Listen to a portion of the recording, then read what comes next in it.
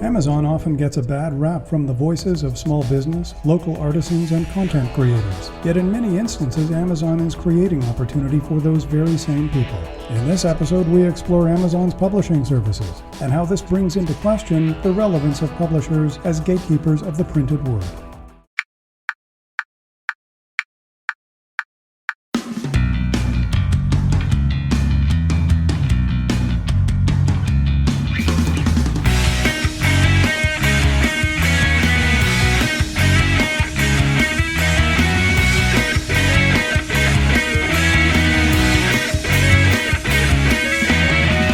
Podcast starts now.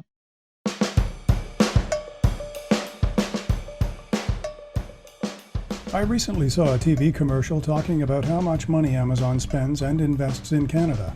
I suspect similar ads are running in other countries. The dollar values were substantial and included areas ranging from employment in warehouses and delivery, corporate employment, investment in film and creative production, as well as the many vendors of various sizes that sell and promote through Amazon globally. Wow is the first thought that came to mind. The company's footprint is far-reaching and growing. It's popular to put Amazon down and encourage people not to patronize them.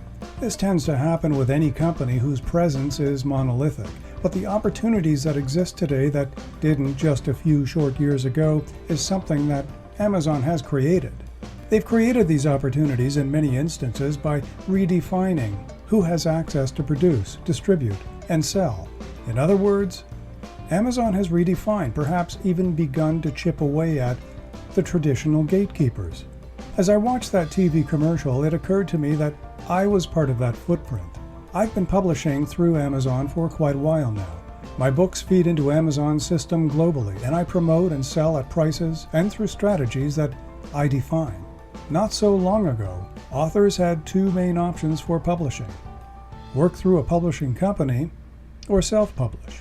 Working through a publishing company was kind of like applying for a job, sending out manuscripts in the hope of generating interest. Should someone bite, your book might be on the bookshelves or offered online about a year later, if you were in luck. The upside is that in most instances, the author didn't have much, if any, out-of-pocket expense. A contract was signed, exchanging words for money, and the publisher would often assume control of printing, distribution, promotion, etc. Self-publishing offered the author greater control, often getting a finished product out much faster, but the out-of-pocket expenses, sometimes for creative design or editing, certainly for printing, not to mention shipping, came out of the author's pockets. Basically, the publishing houses were the gatekeepers to the retail market. They defined the process, the speed of product development, the relationship with retailers, sometimes even the creative packaging of the book. Amazon KDP allows authors to publish without any inventory.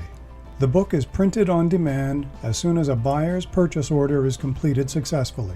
The printed book arrives a few days later, from manuscript to reader, with author control of pricing and related marketing efforts.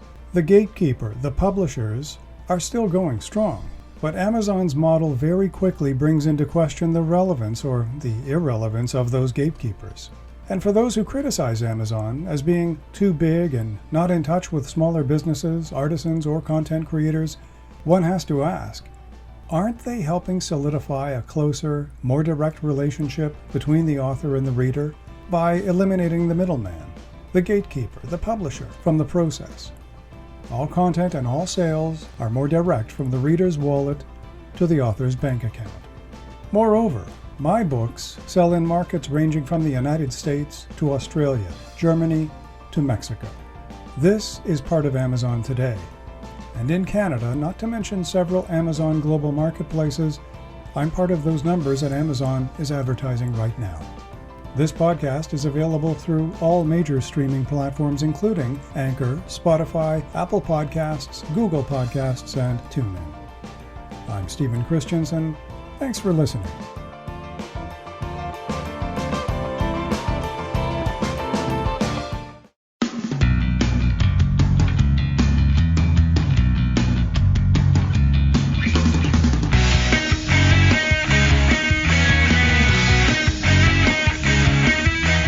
Production of Stephen Christensen. Test complete.